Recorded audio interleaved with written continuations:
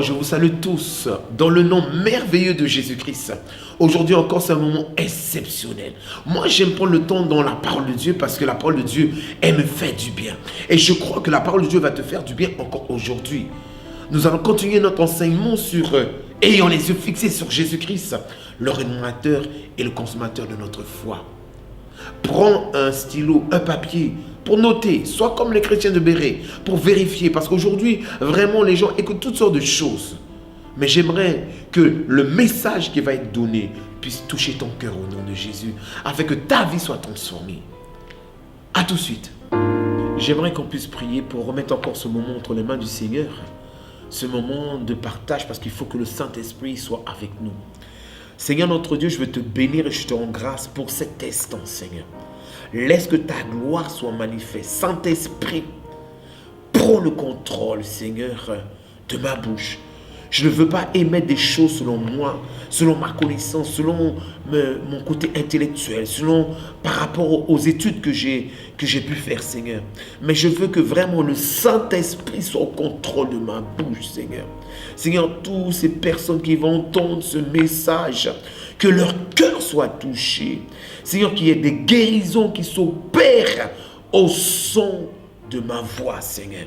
Je détruis, Seigneur, tout ce qui est contraire au nom de Jésus-Christ. Et je proclame ta victoire dans la vie de ces familles, de toutes ces personnes au nom de Jésus-Christ. Merci. Merci, Seigneur, pour cet instant parce que c'est un moment de grâce. Vous savez, Dieu permet réellement que nous puissions avoir la télé pour pouvoir prêcher la bonne nouvelle. La bonne nouvelle qui peut apporter le salut dans ta vie et le salut dans ta famille, dans ton foyer, dans ton entreprise, dans tous les domaines de ta vie. Donc, notre thème que nous avons développé, ça fait déjà 2-3 semaines, c'est « Ayons les yeux fixés sur Jésus-Christ ». Pourquoi? Parce que la Bible dit que Jésus-Christ, il est le chemin, la vérité et la vie. Jésus ne dit pas qu'il est l'un des chemins, mais il dit « Je suis le chemin, la vérité et la vie ». C'est-à-dire quand il dit « Nul ne peut venir à moi si ce n'est que moi qui l'ai attiré ». Dieu t'attire aujourd'hui. Il t'attire pour entendre cette parole qui peut transformer ta vie. Donc nous allons prendre rapidement Hébreux chapitre 12. On fait la lecture du verset 1 jusqu'au verset 3.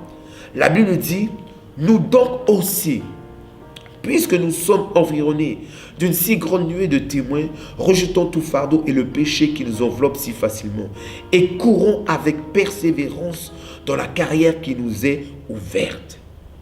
Ayons les regards sur Jésus, le chef et le consommateur de la foi. Souligne, le chef et le consommateur de la foi, qui en vue de la joie qui était réservée, a souffert la croix, méprisé l'ignominie, et s'est assis à la droite du trône de Dieu.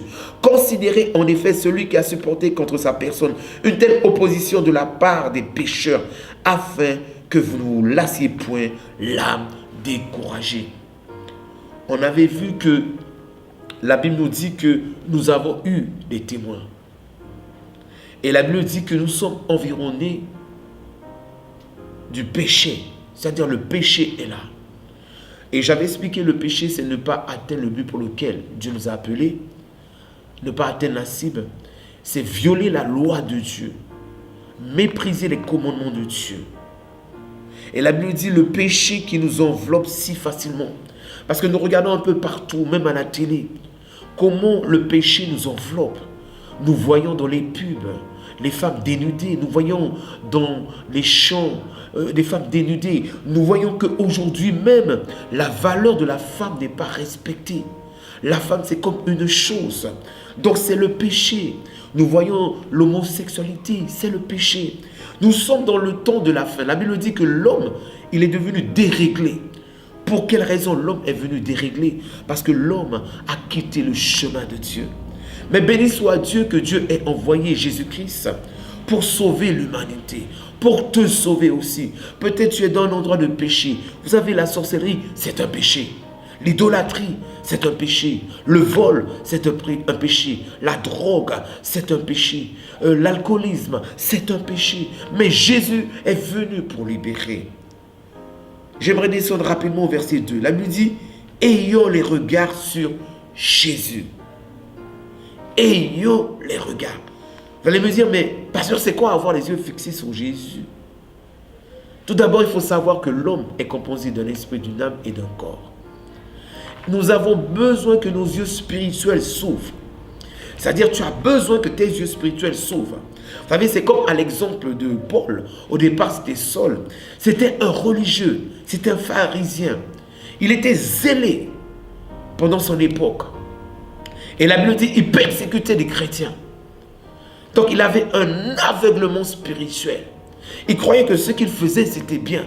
C'était à la gloire de Dieu. Mais la Bible dit que Jésus l'a rencontré sur le chemin de Damas. Oh, j'aimerais vraiment que Jésus puisse te rencontrer en ce matin. Il a rencontré Saul de Tarse sur le chemin de Damas.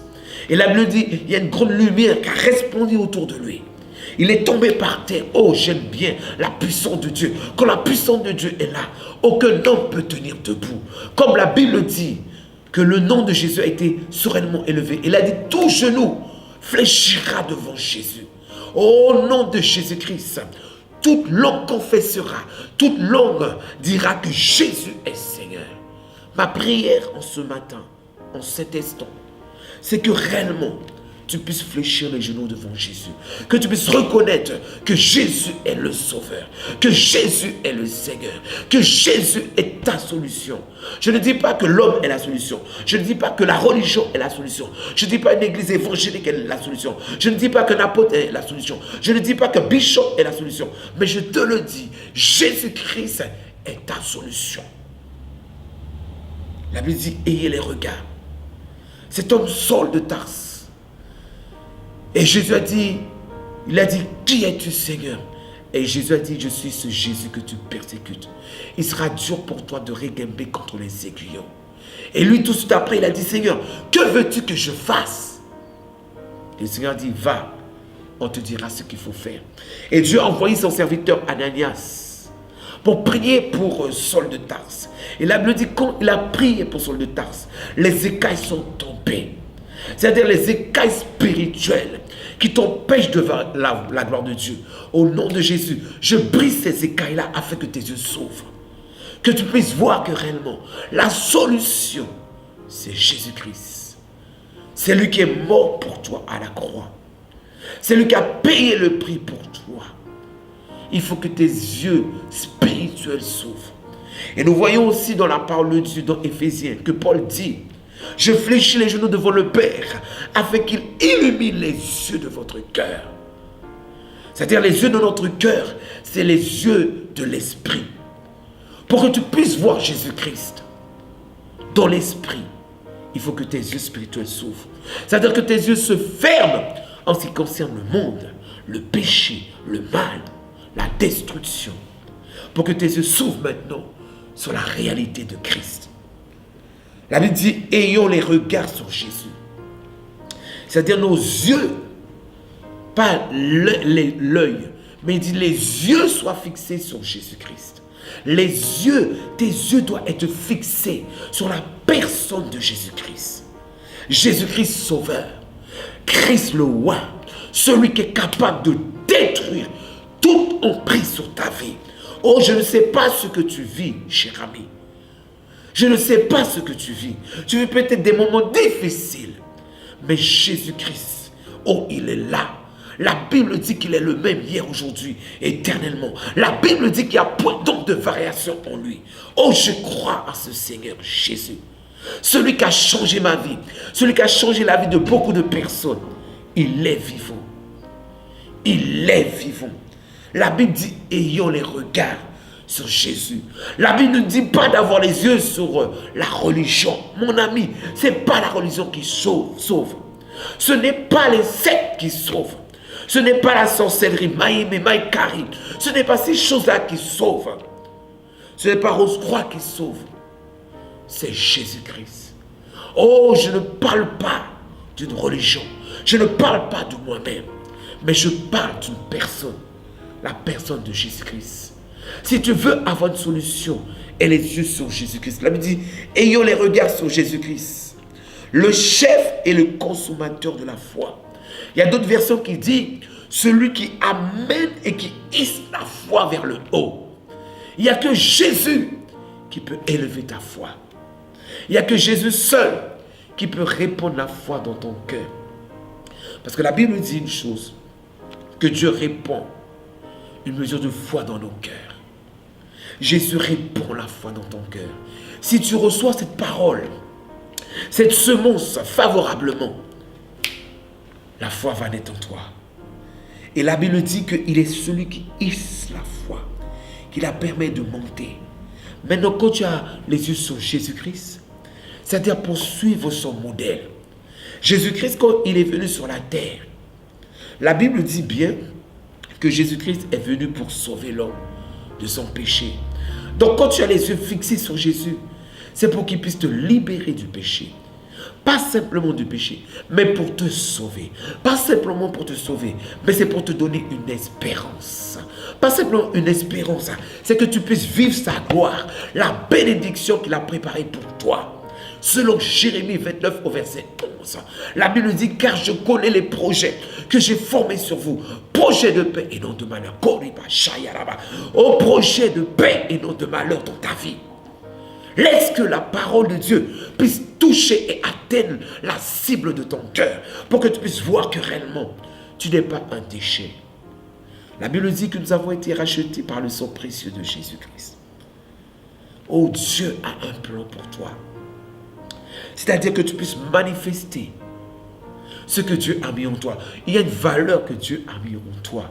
C'est-à-dire, si Christ est en toi, tout ce que tu toucheras, tu réussiras.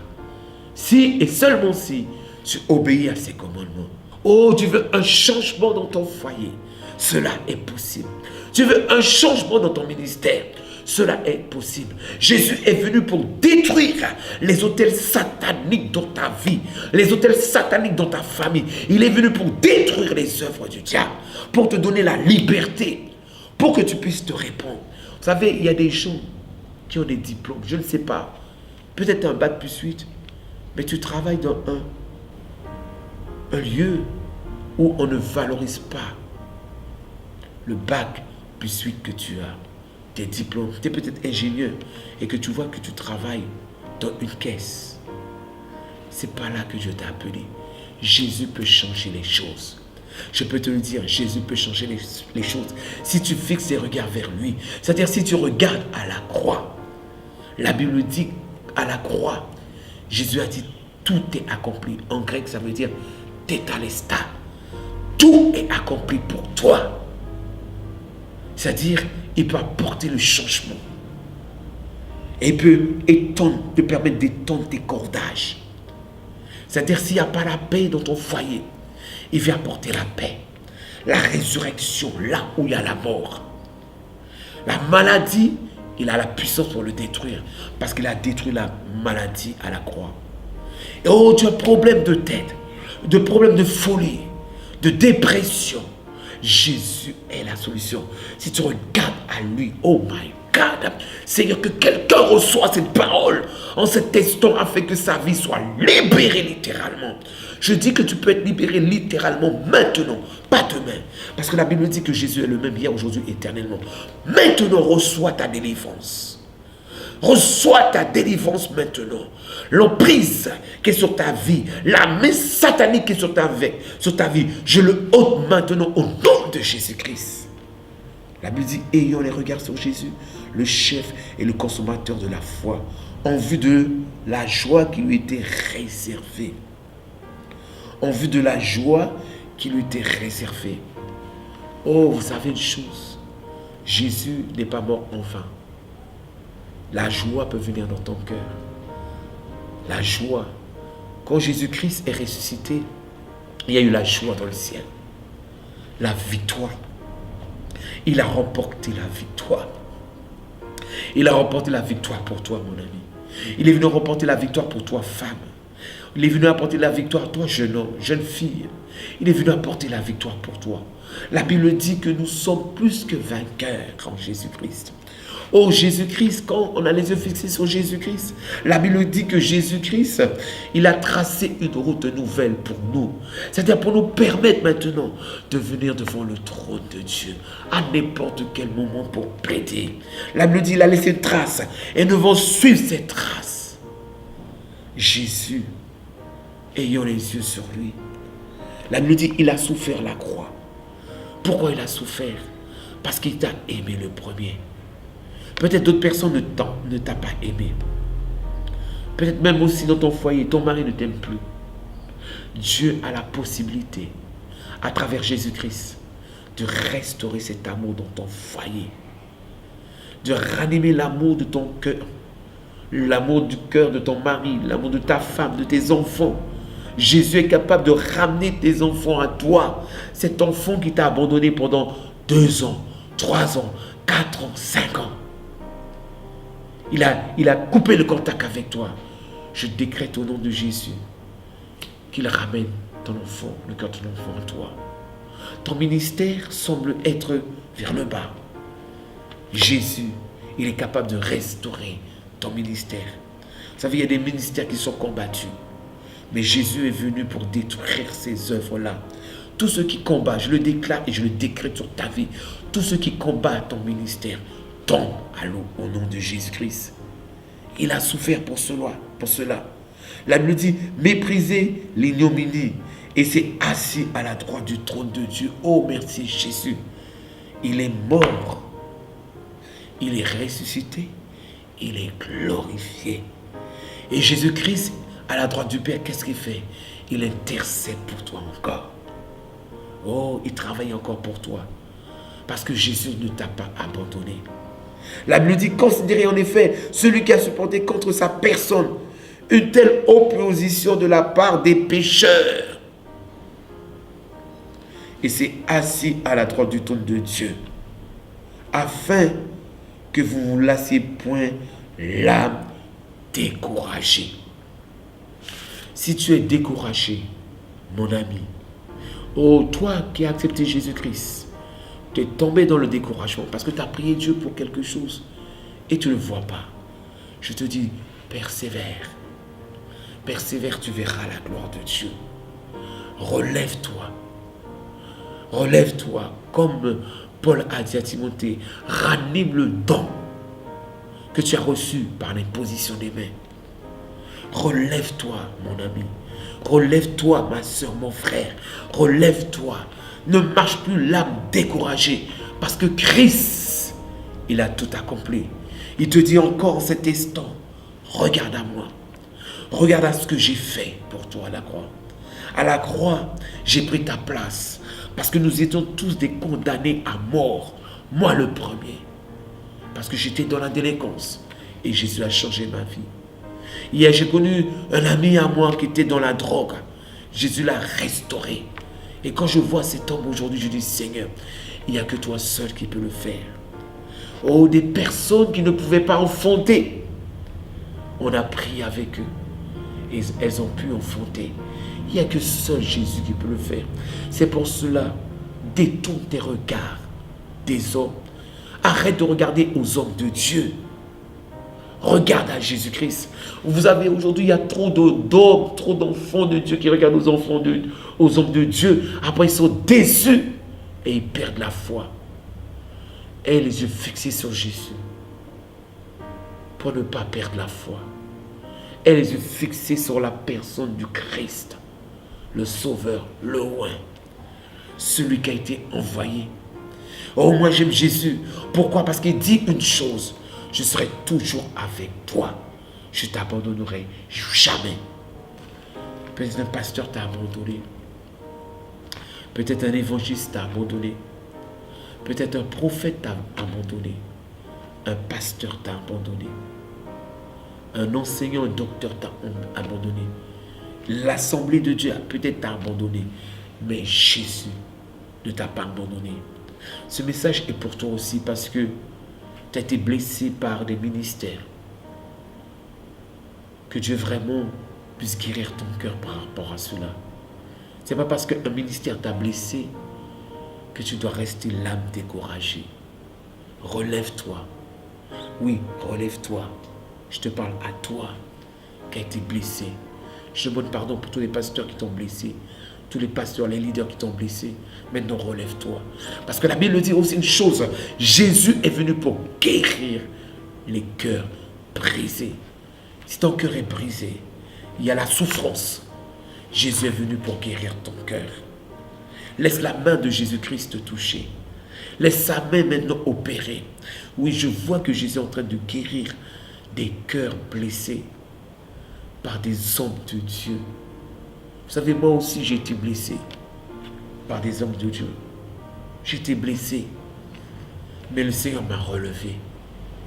Et je bénis Dieu parce que des fois Dieu nous permet de passer par des chemins pour faire comprendre une chose, que lui seul est fidèle. La Bible dit que Jésus est fidèle. Il ne change pas. La Bible dit que lui, en lui, il n'y a point d'homme de variation. C'est pour cela, regarde à Jésus-Christ. Regarde à lui seul. Et comme il te dit aussi, tout ce que tu demanderas en son nom, il te l'accordera. C'est le moment de vivre le Christ.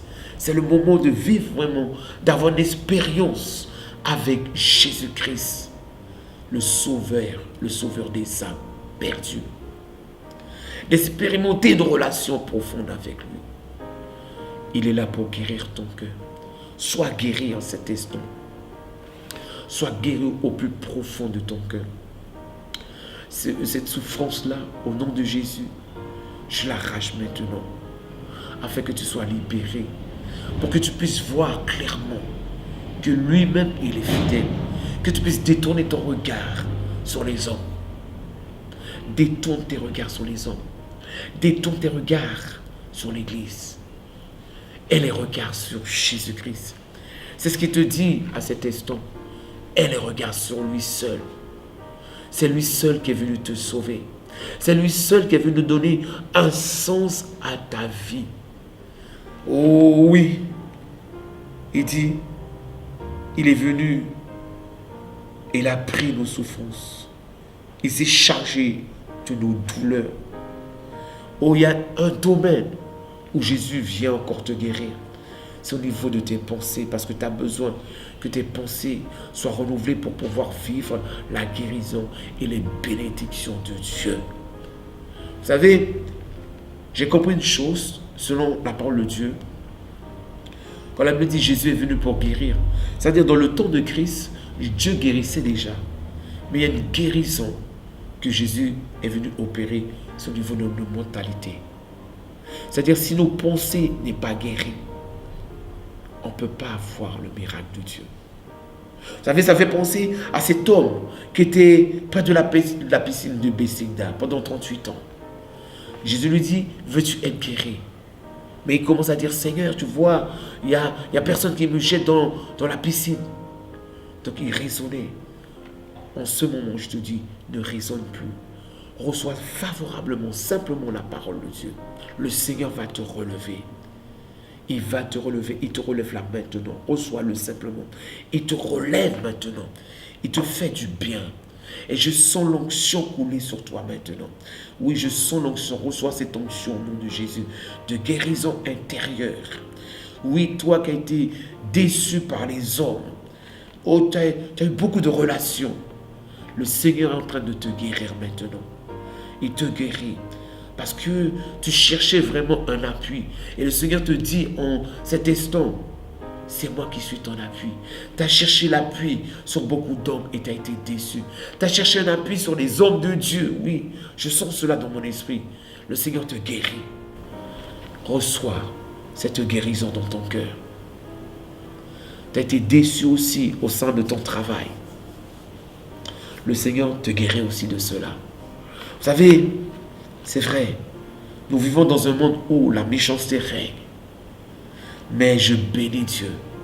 Parce que la Bible dit que Jésus-Christ est apparu afin de détruire les œuvres du diable. Tout ce qui met une séparation entre toi et Dieu le Père, c'est brisé maintenant. Afin que ton cœur revienne au Seigneur.